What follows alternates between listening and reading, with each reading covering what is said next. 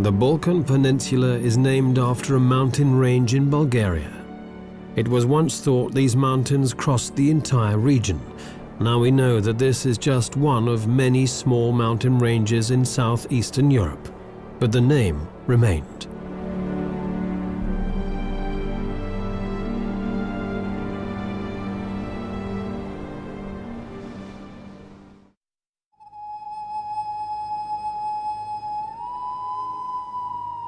Dumitor lies in the north of Montenegro.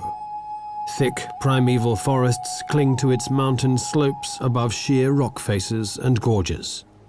It's such remote and wild country that it still remains almost inaccessible for human settlers. Nature not only survives, but actually thrives.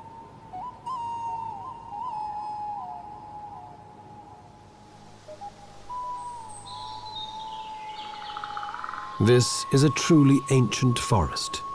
These 50-meter-high black pines have stood for half a millennium and are the last of their kind in Europe.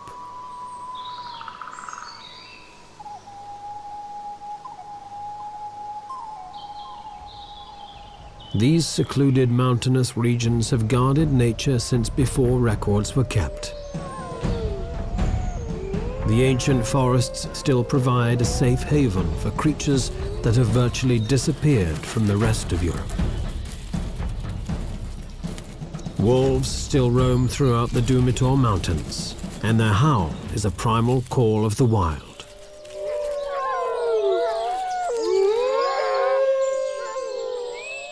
A pair of honey buzzards nest above them. Usually they feed upon the larvae in wasps' nests, but when the chance comes, they'll take other small prey too, like this frog. Next to the buzzards, a black woodpecker has hollowed out its nest. The honey buzzards have only hatched a single chick, but it's rapacious. But the woodpeckers have a far noisier and larger family to feed.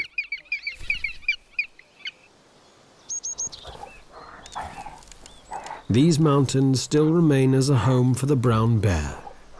It's late in autumn and this bear is putting on as much fat as possible before finding a cave to hibernate in and survive the harsh winter of the Balkans. Another animal that survives in the wilderness of Dumitor is the lynx. Shy and wary, the lynx silently moves and hunts in these forests, but now they are few and far between. Probably only around 100 Balkan lynx remain. Those few humans who do live here give the bear a nickname, Medved, the honey eater. And it's a suitable name, for its fat belly is almost entirely the result of honey plundered from many beehives. Bears seldom, if ever, leave the protection of these forests that cling precariously to the more gentle mountain slopes, but then abruptly end.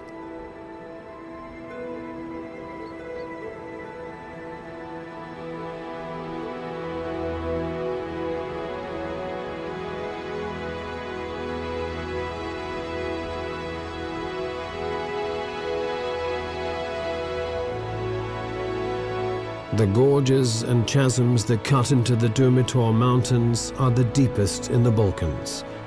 There are no natural access routes down into them, even for bears. These deep gorges remain pristine.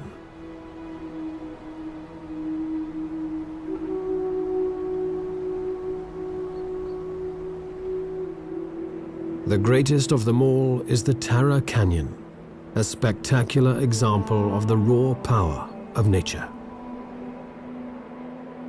At 1,300 meters deep and 78 kilometers long, the Tara Canyon is the deepest and longest in the whole of Europe.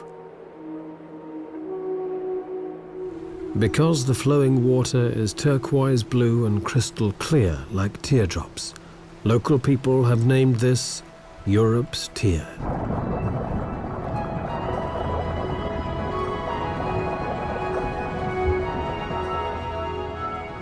swimmers like the European otter are able to get to the bottom of the canyon.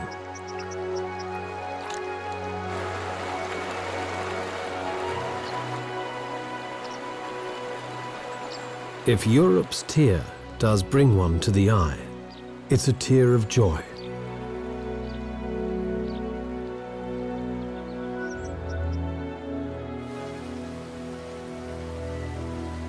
Dumitor's status as a national park has given the canyon protection. However, responsible eco-tourism is being encouraged. The Austrian Development Cooperation is helping Montenegro to build hiking paths into the Tara Canyon and hostels to make this unique natural heritage accessible to limited tourism.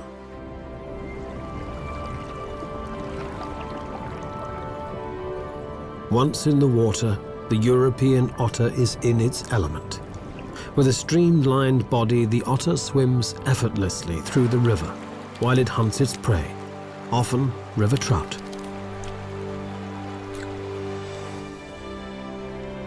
The River Tara project will prove that it is possible to combine wilderness with responsible ecotourism, and the benefits will flow on through to an often impoverished rural population.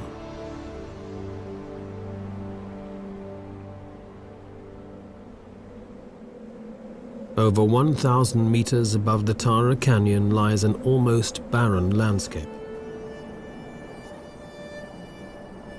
This is a desolate plateau, almost the end of the world. Bleak, lonely, and seemingly deserted, but only at first glance.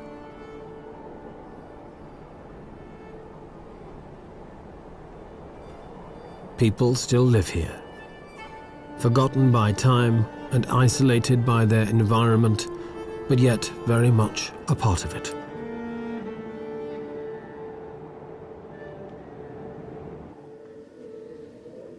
Stana Tserovic is one of the last Virginias, women who remain to do the hard work of the men, who left long ago in search of casual labor.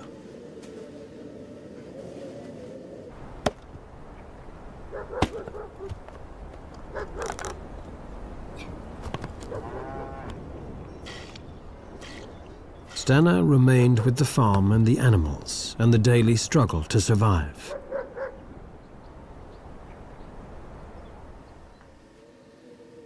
Her weather-beaten face has seen many winters and is deeply creased, almost like the Dumitor Massif itself. One village after another has been abandoned, she complains. The neighbors are moving away. Now the fire is burning in only one of 3 houses.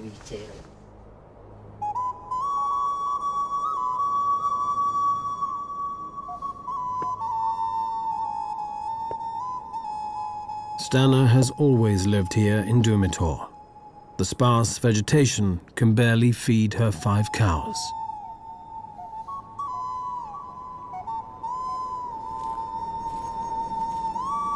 Everywhere she goes, she always carries a weapon. But just who gave her the old rifle remains her secret. And why does she carry it? To keep the wolves at bay. There are only a few people left around here, she says, and then adds, it is difficult to live up here. She keeps a wary eye on her surroundings. Experience has made her vigilant.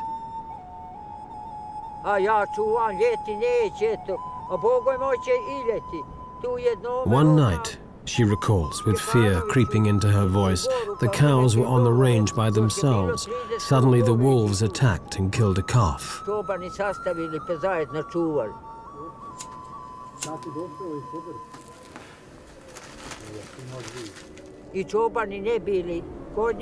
The wolves took the calf by the throat and would not let go even when she tried to chase them away.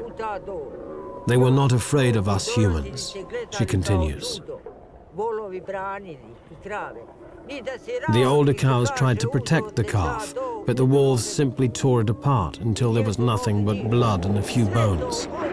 It was a whole pack of wolves, she says. And when they had finished, nothing was left behind.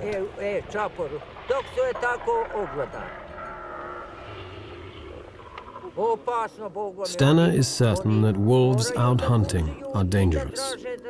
If they are really hungry, they will even attack human beings, she believes, although she admits that she has yet to see one do so. After all, one hungry man will also attack another. And of one thing she is absolutely convinced: if you run into a wolf in the snow, all on your own, and it is hungry, it will tear you into pieces, just like that. Although there has never been a single record of a wolf ever attacking a human here, when people are frightened, they will weave stories around those fears, and it's too easy to turn wolves into murdering beasts. To the north of Dumitor's jagged and solitary peaks lies a different world, near where the Danube and Drava meet. It is the river plain of Kopacki Rit.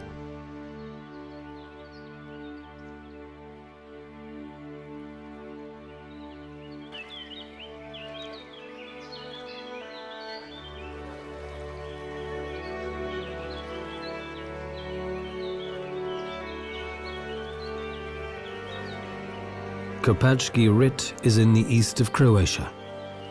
Stretching out across the Pannonian lowlands, this is one of Europe's most extensive and important wetlands.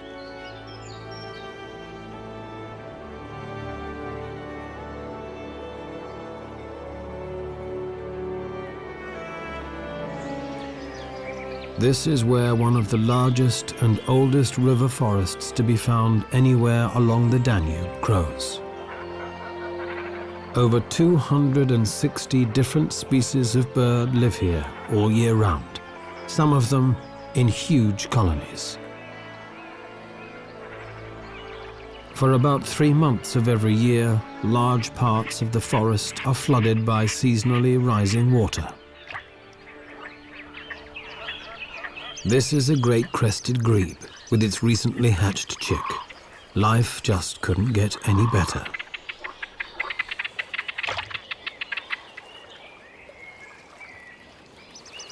While sitting comfortably and securely on the back of one parent, the other feeds it a small fish. But against its wishes, the chick has to take a swim now and again.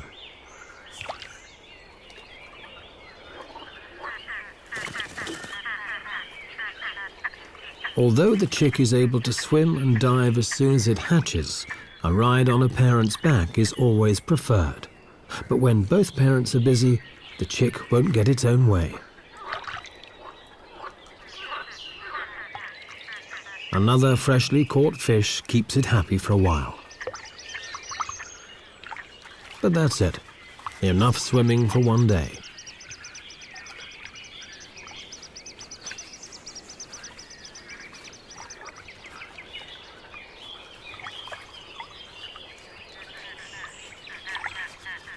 Persistence will always win in the end. At last, the chick can snuggle down between its mother's wings once again. For the moment, Kopacki Rit seems like paradise. But danger still lurks, though. For once, this was a war zone. During the Croatian War in 1991, the front line went straight through this area. Large tracts of the wetlands were mined. Most of the mines have now been cleared, but some were never found, and they can be moved by the floodwaters from place to place. A zone declared safe today could be... It's a paradox of war. Keep people out, and nature returns. The Kopacki Rit forests were once a hunting ground for the Habsburgs, and then later for high-ranking Yugoslav politicians. Since the mines were laid, the hunters have stayed out.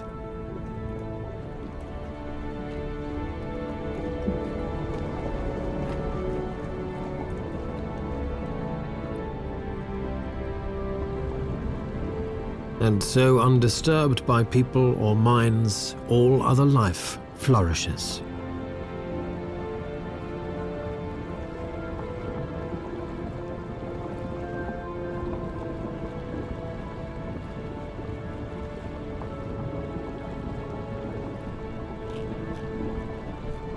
There are over 40 species of fish in these wetlands, and their abundance helps maintain the densest population of white-tailed eagles anywhere in the Balkans.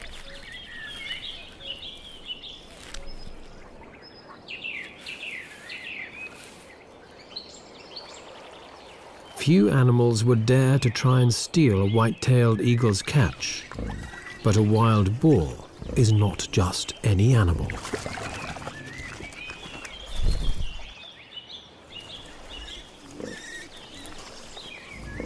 If anyone is brave enough or foolish enough to wander into Kopachki despite the risk of the mines, they'd be wise to follow the boars.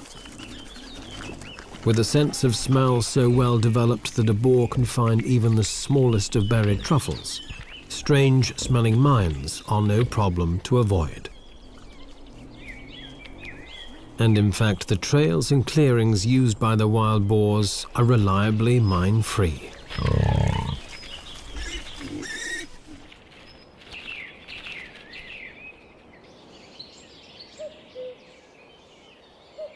To the south of the wetlands of Kopachki are the barren and windswept tablelands of Tikvesh.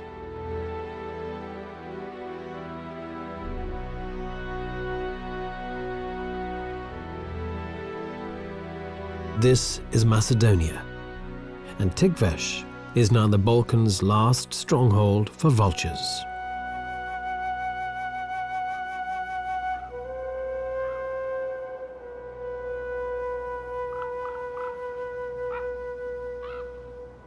Situated near the border between Macedonia and Greece, these mountainous tablelands are inhospitable, desolate, and almost uninhabited.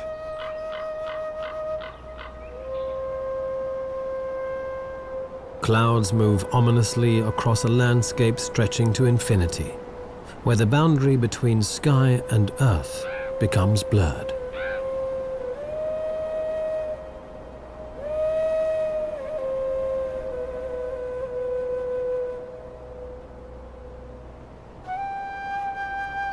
Few animals fit the image of this bleak landscape better than these.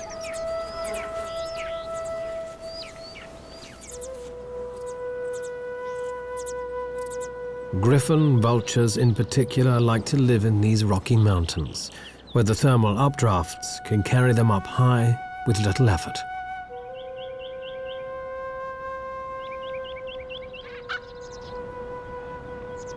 They rise in small groups until they reach about 1,000 meters, and then they circle, scanning an area of several hundreds of square kilometers until they spot a carcass.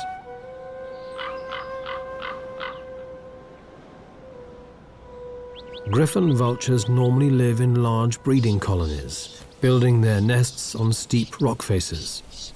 These vultures were once widespread throughout the Balkans, but in the last 100 years they've been reduced to only a few breeding pairs.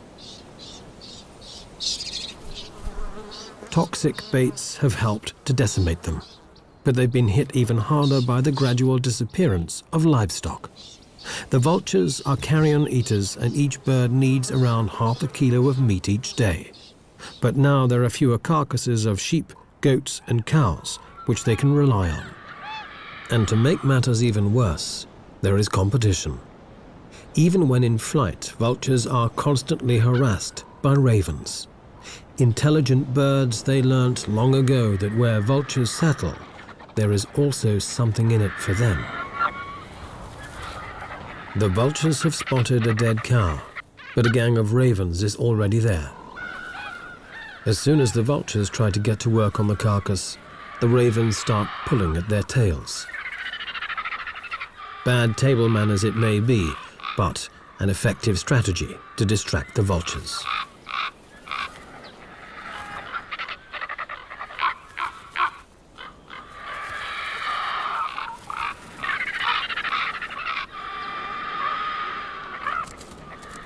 And then, to make matters worse, a wolf turns up. The vultures have had enough, but the ravens hang around.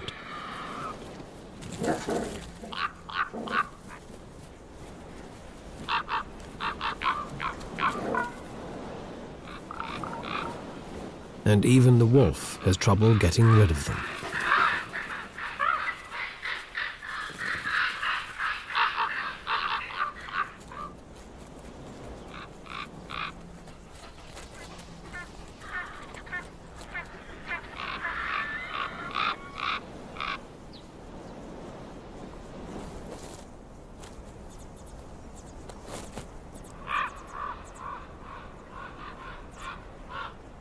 This desolate plateau is the last stronghold for the griffon vulture in the Balkans. Numbers have dropped, and in the hope that the population will recover, the birds are now fed on a regular basis.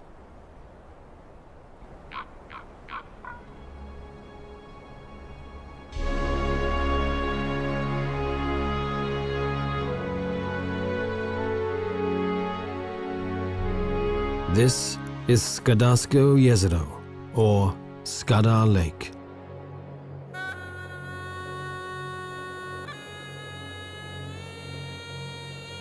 With its 50 islands, Skadar Lake between Montenegro and Albania actually looks more like a vast river system. But it's the largest lake in the Balkans, almost 50 kilometers long and up to 15 wide.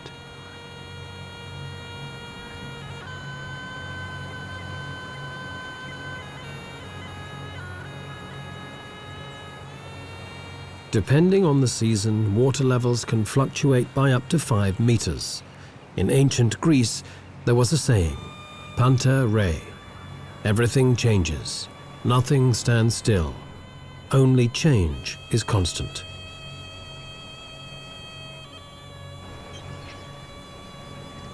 Ruins of monasteries and fortresses stand on many of the islands, a reminder of the lake's strategic importance during the conflict with the Ottoman Empire.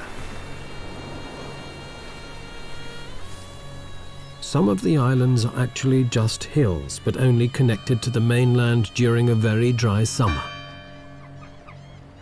In the lake's northwest, on one of these hills, stands the fortified monastery of Kom, built in the 15th century. A monk of the Orthodox Church lives here alone, giving up his days to his faith and his belief in a better world through prayer.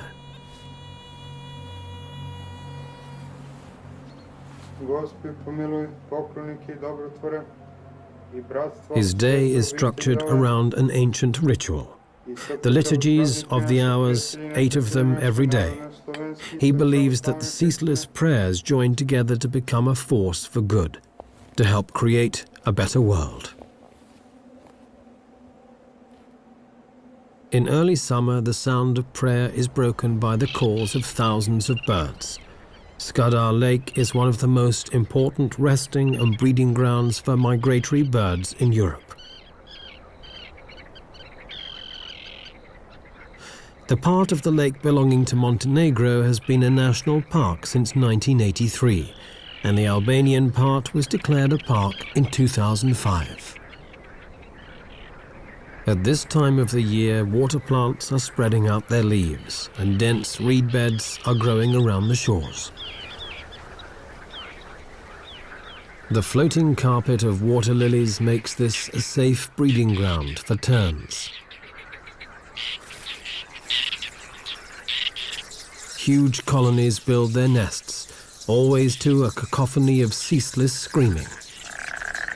Frogs are breeding too, and they join in the chorus. These floating islands are a sanctuary against predators, but it can be confusing. Not every tern finds its way back to its own nest straight away.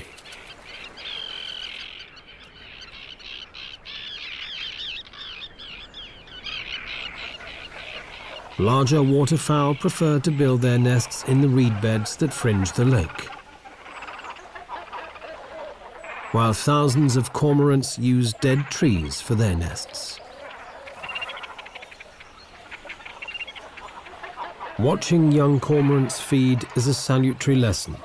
The youngsters poke their heads far into their parents' gullet in their haste to get their regurgitated fish. It's a miracle that they don't puncture their parents' throats. Other species breed in mixed colonies, like the elegant little egret and the spoonbill.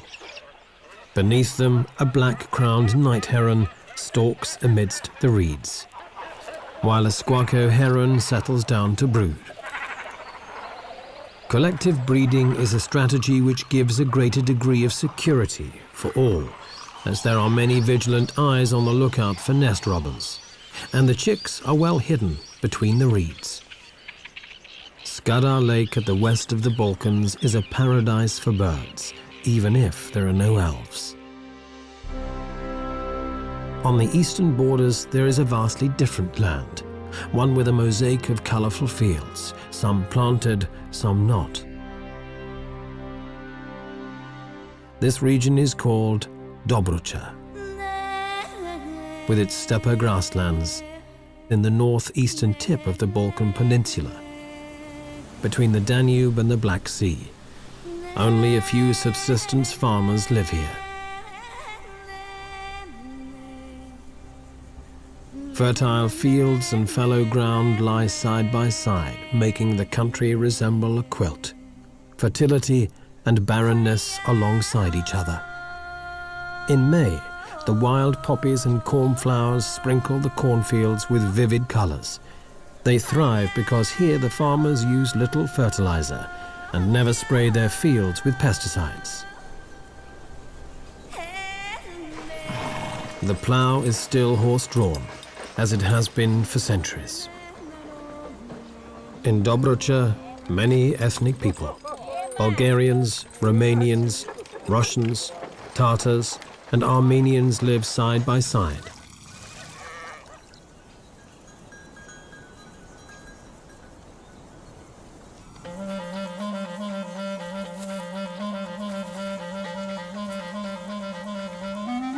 The grasses have been grazed down by sheep, making this an ideal habitat for specialized steppe dwellers, like European ground squirrels. In daylight, these small rodents leave their tunnel systems to come to the surface and search for roots, tubers, and insects. Dokalu are some, and for sonaris, so the trees of Bruja are here. With the dokalu and the ground squirrel are well camouflaged, as they may still are also impossible to spot a grass. The European bee-eater is the exact opposite. These gaudy cave breeders flaunt themselves with their colorful plumage. Whether flamboyant and colorful like the bee-eater, or drab and inconspicuous like the curlew and squirrel, they all have something in common. They all require the same habitat: fallow, uncultivated land. Bee-eaters dig their nests into vertical cliff faces, but now so many riverbanks are reinforced, the birds must use gravel pits or abandoned agricultural land instead. But it's no great loss, since the bees and wasps the birds catch in flight are found all over the place.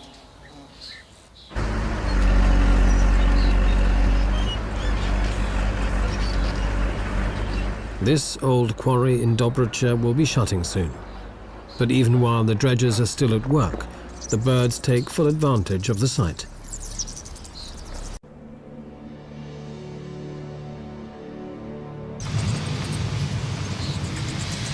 And this year they are joined by thousands of rosy starlings, which suddenly appear and also move into the quarry.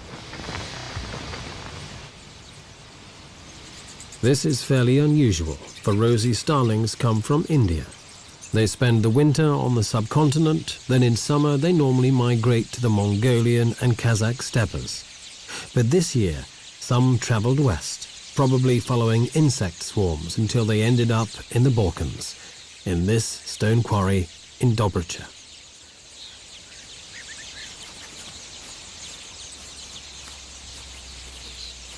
These birds need rock faces to nest and breed, so despite the heavy machinery, this quarry is an ideal choice.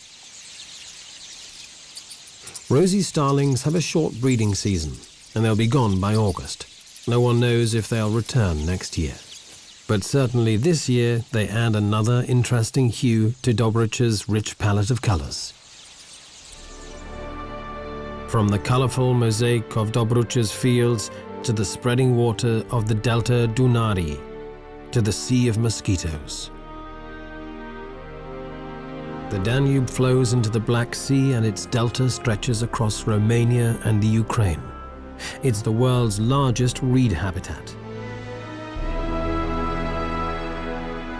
These wetlands are home to 1,000 different plants and over 4,000 animal species. The best known of the birds is the pelican. Its huge pouched bill makes it instantly recognizable anywhere in the world.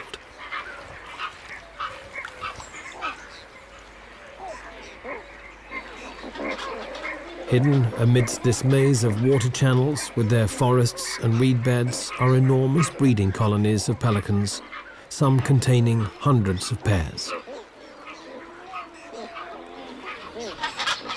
2 pelican species are found in the delta, the Dalmatian pelican and these white pelicans.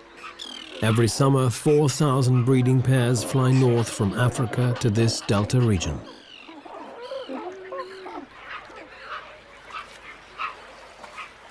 Pelican nests are untidy, and chicks depend on their parents for 14 weeks, a long time for a bird.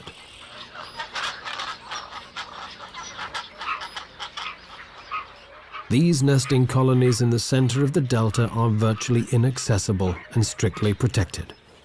During the breeding season, nobody is allowed to come anywhere near what is the largest pelican colony outside Africa.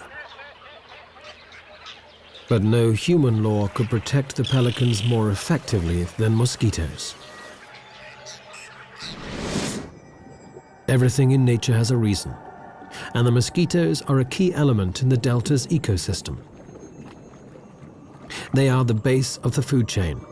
Everything ultimately depends on them.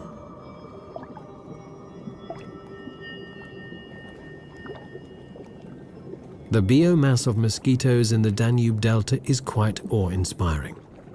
It's greater than that of all the other animals put together.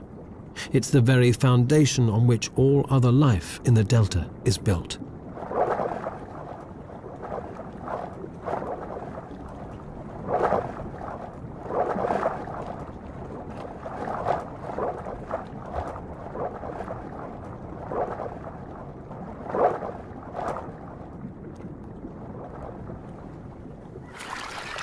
The Danube may well be Europe's most famous bird paradise, and Aleš Toman, a biologist, has spent more than 12 years here, but he's not looking for birds. He's been up and down the river system countless times in pursuit of a ghost, an animal rarer than almost any other in this huge waterlogged wilderness. Finding it is never easy, especially when there is water on all sides.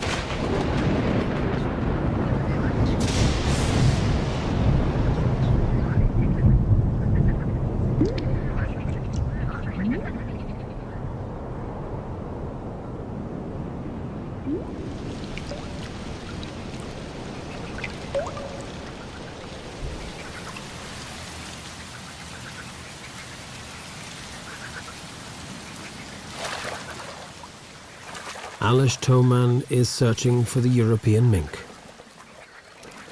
a shy and cryptic animal belonging to the marten family. The species was pushed to the edge of extinction when some of the larger and imported American minks escaped from fur farms and established wild populations. The native European minks were outcompeted, and the Danube Delta may well be their last refuge. In the summer months, when there is no shortage of food, the European minks occasionally venture out, but then only at night.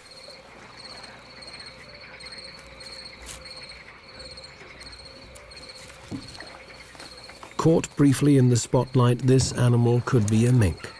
But was it a European mink, or just a marten? Before Aleš can find out, the animal has vanished into the night.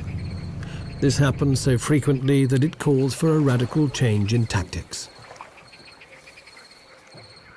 To study the delta's mink population, Alish must first catch some, but this is almost impossible, at least in summer.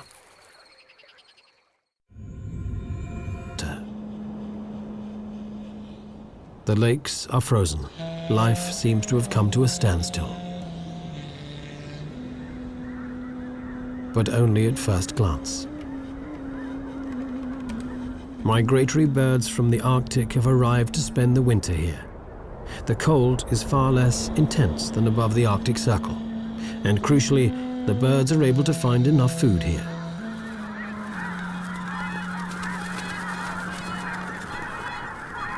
Whooper swans from northern Europe flock together in huge numbers.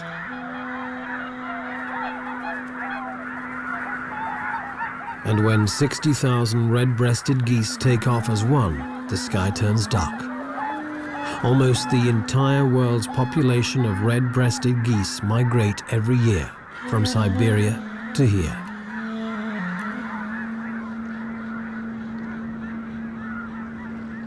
Human beings are the rarest species in the Danube Delta.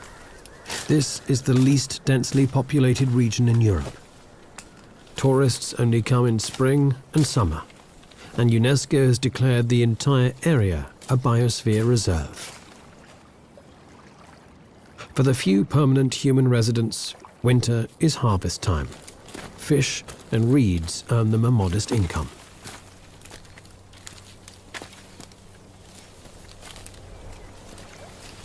In winter, the fishermen are allowed large catches, but from spring onwards, a rigorous quota is strictly enforced to protect the breeding stocks. Humans are not the only ones to discover that reeds can be used in many different ways. For the harvest mouse, the reeds provide both nesting material and food.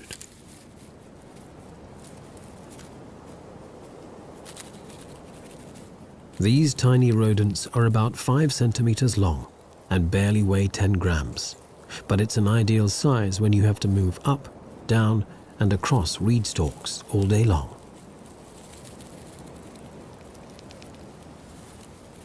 Their tail is longer than their body, but it needs to be.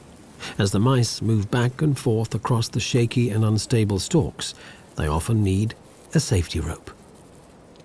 Sometimes the mouse even grabs the stalk with its tail and hangs head first.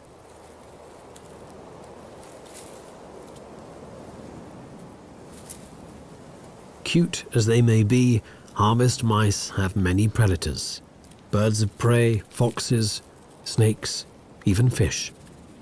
And the shy and cryptic European minks also have them on their menu. Alish Toman's search continues. In winter months, the mink must also hunt by day, and this makes it far easier to try and observe and even catch them.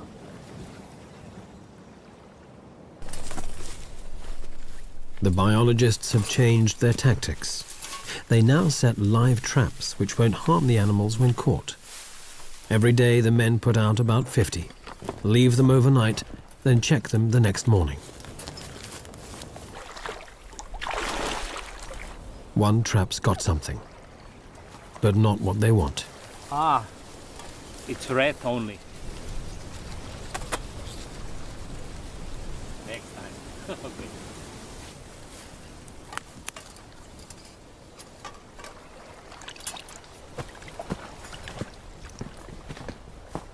The men proceed to the next trap. Will they be any luckier?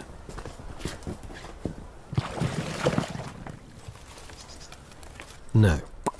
Another dud. Days and weeks pass by without success.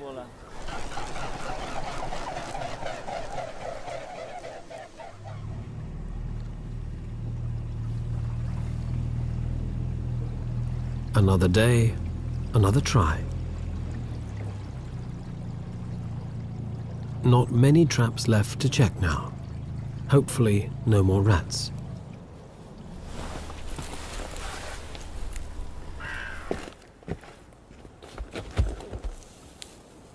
Ah, Titi, come. Mink. Excellent. Titi, look, we have mink. And then at last, a mink. Alish Toman has a broad smile all over his face. The captured mink probably isn't so happy. Since the 1950s, the European mink has been losing the battle to its far hardier American namesake. Added pressure from hunting and destruction of its habitat pushed the European mink to the brink of extinction. Now the last remaining populations live in Spain and the Baltic. But the Americans haven't conquered the Danube Delta yet. The mink is checked for health and condition, and loses a few hairs for genetic testing. It makes its displeasure very plain. Alish Toman is convinced the data he is gathering will prove that the only surviving healthy and stable population of the European mink is here, in the delta of the Danube.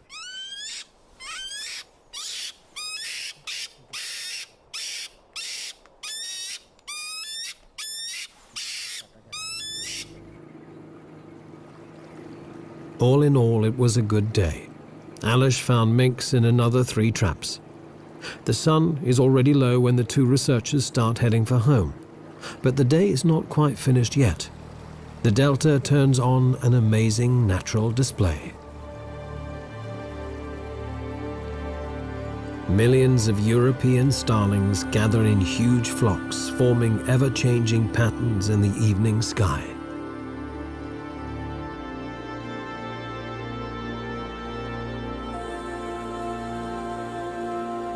The flock hangs in the air like a swarm of midges, then shifts and changes. For the birds, it's time to find a roosting site for the long, cold night.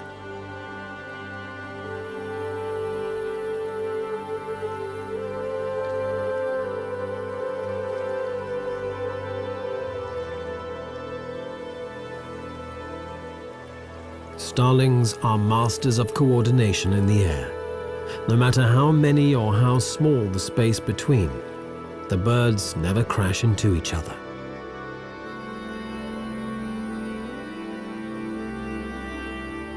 One minute they look like smoke, then without any effort they change into some pulsating superorganism, as if from another world.